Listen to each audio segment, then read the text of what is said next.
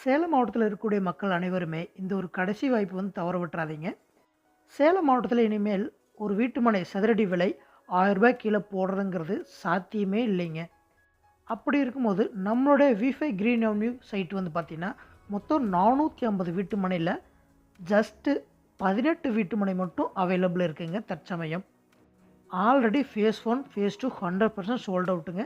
Face 3ல ஒரு 18 flat available இருக்கு. உங்களுக்காக இல்லைனா கூட, உங்க குழந்தைகளுக்காக இன்னைக்கு இந்த இடத்துல சதுரடி ரூ. 1100.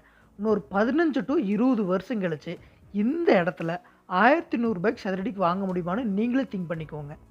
இதுவே சேலத்துல 15 வருஷத்துக்கு முன்னாடி சதுரடி ரூ. 65, ரூ.